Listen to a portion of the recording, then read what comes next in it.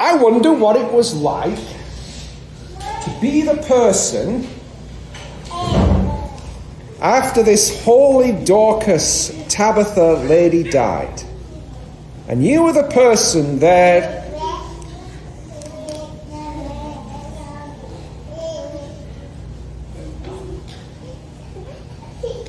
I want to make sure I get the right place.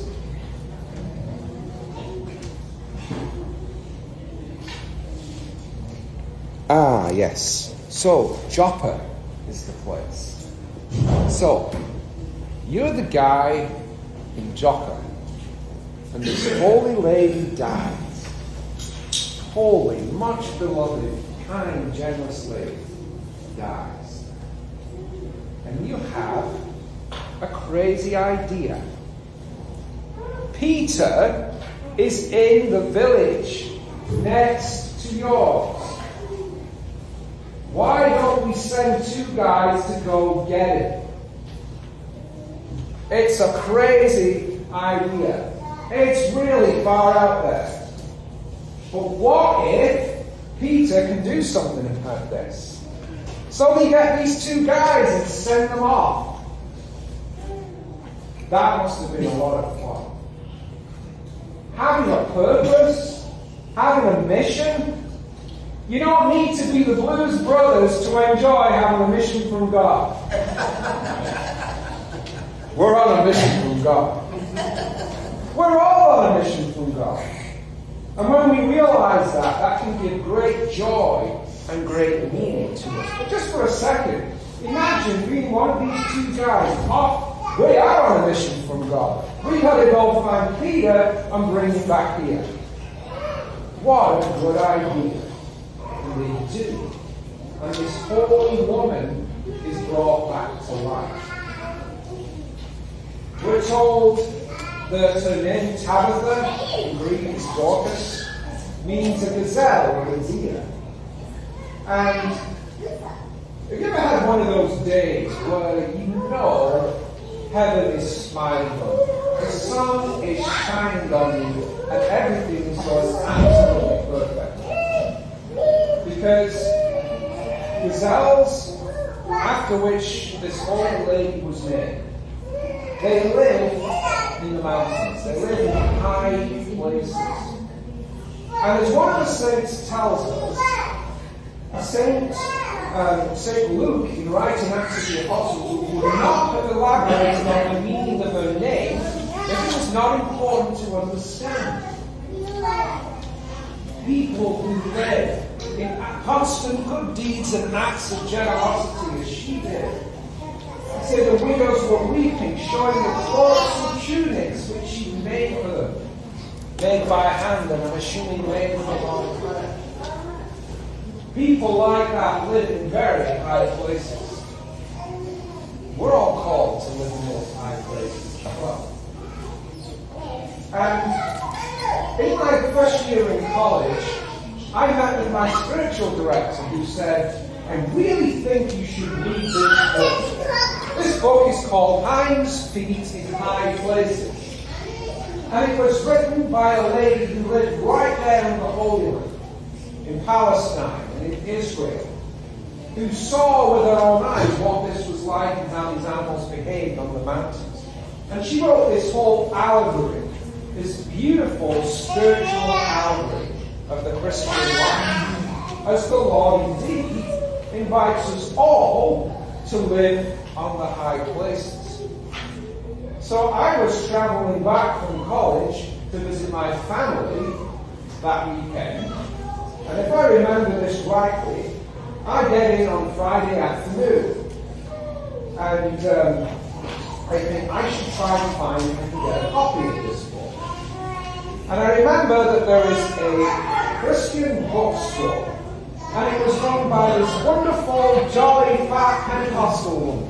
And so I called her just before she was closing on Friday and I said, do you have a copy of this book by any chance? And she said she had one. Yes, we have one copy left. It's 50% off. It's only £5. And I said, well, that's great, but what time do you open Monday morning? Because I've got a train at 7 after 8. She said, oh, we open at 8 o'clock on Monday morning. And I thought, I've got time. Her store is right close to the railway station. So sure enough, Monday morning getting my train back home to college, she meets me in the door of the store, gives me the book, I give her the £5 note, and I enjoy reading this beautiful story all the way on my train journey. It was written in 1955, and it's a beautiful allegory of the Christian life. That we're all called to be led by the Lord into very high places. But I think we can make the mistake of thinking that high places are only accessible to the chosen few. You know, who've prayed and fasted for 40 days and 40 nights, or 40 years more. Rather than every day, unnoticed, unsung or uncelebrated heroes of faith who climb very high places amongst us, in our midst, who have lives of constant good deeds and generosity like Tabitha. As well as raising Tabitha from the dead, the Lord, St. Peter, also raised Aeneas from his paralysis. Been paralyzed for 8 years. And then in the Gospel, we see Jesus save the man by the water, who'd been paralyzed for 38 years. What a horrible situation. What a horrible situation. And of all the different people that Jesus could have gone to in that pool, he went to this guy. See, the understanding at the time was that this was a place for healing. This is a place where healing happened, and every so often the waters would be stirred up by an angel. And the first person who could jump in when the waters were stirred would be healed. And we know that this was a tradition because archaeologists have found a temple to the Roman god of healing in the same place. Even the Romans knew that people got healed in this special place. Well, this guy lying on his mat for 38 years, with no one to help him get into the water, he had no hope of healing.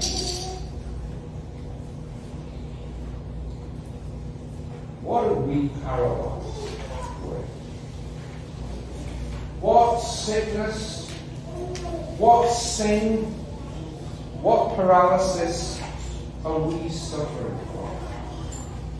Now, the church considers sin as the worst paralysis of them all.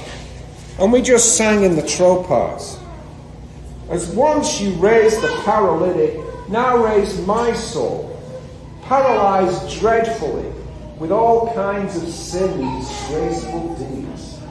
Ugh. I hope that's not you. I don't think that's you. But even if it is, even if you're paralyzed with disgraceful deeds, paralyzed with an incredible, incurable illness, Jesus comes to you by your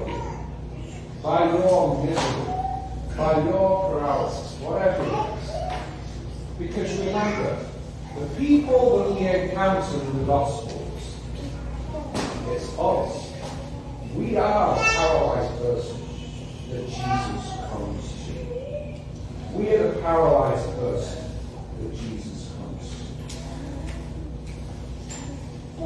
And then the apostles come to, like Aeneas, who is also healed of paralysis. Because the compassion of the Lord never changes. God didn't suddenly start caring for sick people just because the last apostle, St. John, the apostle, had gone to his great reward. Jesus didn't, I don't care for sick people anymore. There are some Protestants who believe that, by the way, who believe in a heresy that's called cessationism, which says that the spiritual gifts and gifts of healing and other spiritual gifts don't happen anymore. That is a heresy. Because Jesus Christ is the same yesterday, today, and forever. Now, I am very conscious that most of the time in our culture, it's different in third world places, by the way, in Africa and other places like that, it's different. But most of the time, in our culture, God heals through medicine. It seems to be his dispensation for us.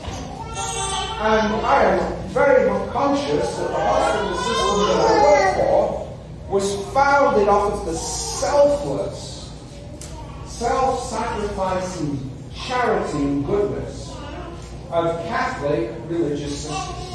I wish its Catholic identity was a little stronger than it is now, but there you go. It was founded by Catholic women, very much like Dorcas, selflessly giving of themselves to heal the sick in the middle of the Spanish flu pandemic, shortly after World War I, claimed so many thousands of lives. That's how you walk on the high places. But let us never forget that medicine is not the only way that God uses to heal. Sometimes, wonderfully, miraculously, even in our day, God heals through prayer. And every Catholic knows this. God still heals through prayer. Go to Lowe, you see all the crutches and wheelchairs and implants and whatever that people don't need anymore because God still heals. So, as God calls you and me to be more like this holy Tabitha, to walk on high places, to have lives of goodness, constant good deeds and generosity, whatever the tunics or cloaks are that you might make, to serve your brothers and sisters. Don't forget also to take a step out and pray for healing. Because people get healed all the time. Josh and I were visiting with a lady across the street. We prayed with her. We didn't even know she had a bad arm. And she said, my arm feels so much better now that you prayed for me. It wasn't difficult, and it had nothing to do with us. So, remembering that the Lord is shining upon you, that the power of his resurrection is within you, go and be deist in the high place, and maybe you will even see the Lord heal the paralyzed through your prayers. Please God. Christ is risen.